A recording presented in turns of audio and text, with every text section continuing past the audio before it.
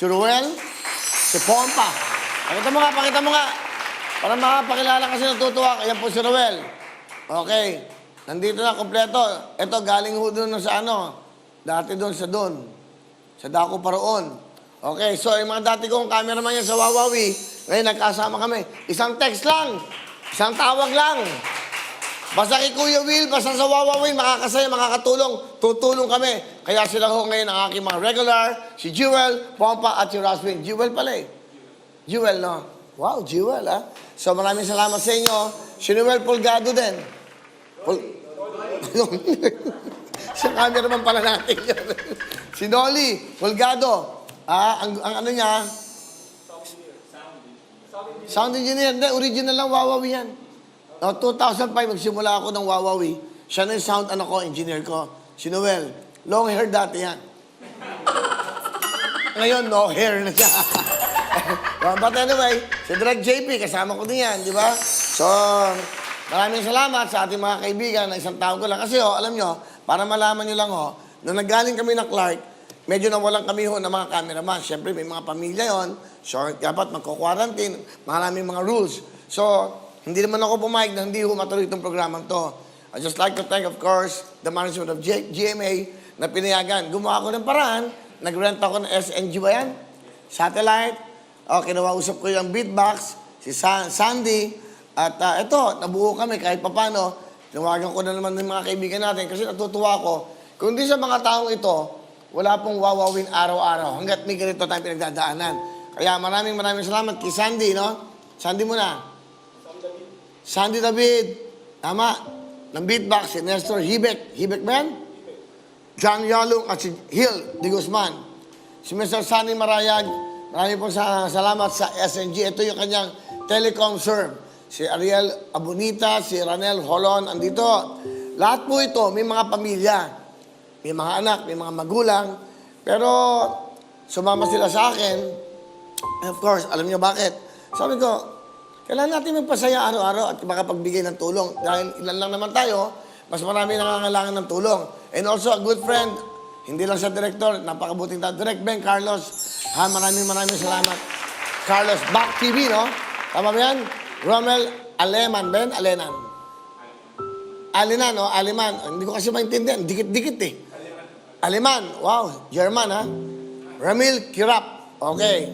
So, maraming salamat sa mga taong ito, ha? Kasi, yung bang biglaan ho kasi to, alam niyo, para malaman niyo lang, biglaan ho to. One day decision lang to. Isang araw lang ako nagdesisyon. After natin na Clark, papaalam ako. Pagpaalam ko IATF, pag pinayagan tayo, eto na. Kaya dito muna ho kami magpuprograma, kahit na malaki ang gastos namin. Kahit ako personally, kahit gumagastos ako na malaki. Dahil sa mahal ho hindi ho biro yung binabayaran dito. Halos siguro mag-gastos tayo dito 300,000-400,000 a day hanggang 500,000. May pagkain pa. Pero okay lang yun.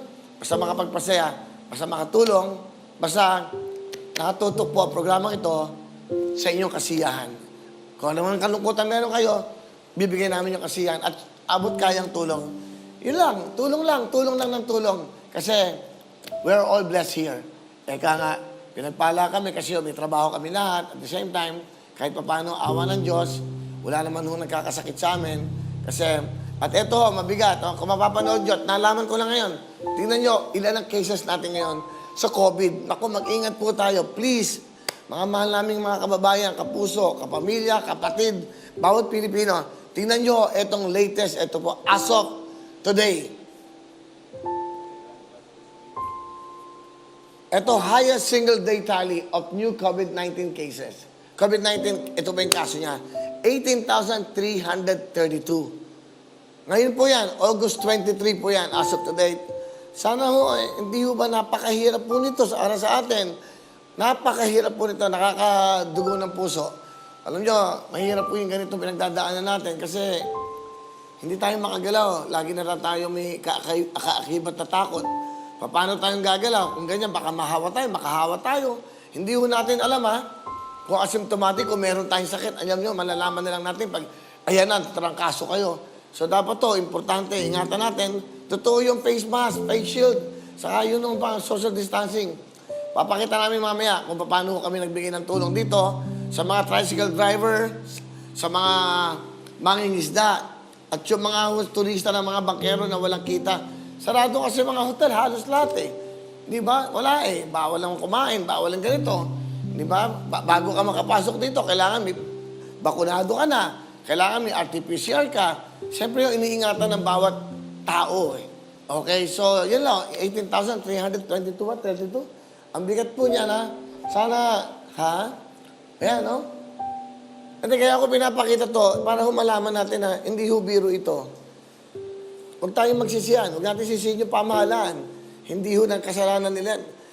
Nasa sa atin po yan. Kung sinasabi, huwag na kayong lumabas, na hindi naman kailangan ng gagawin nyo, kaya nga nandito ang tutuktuin, kahit papano, makatawag kami sa'yo, makatulong kami, kahit papano, nandito kami.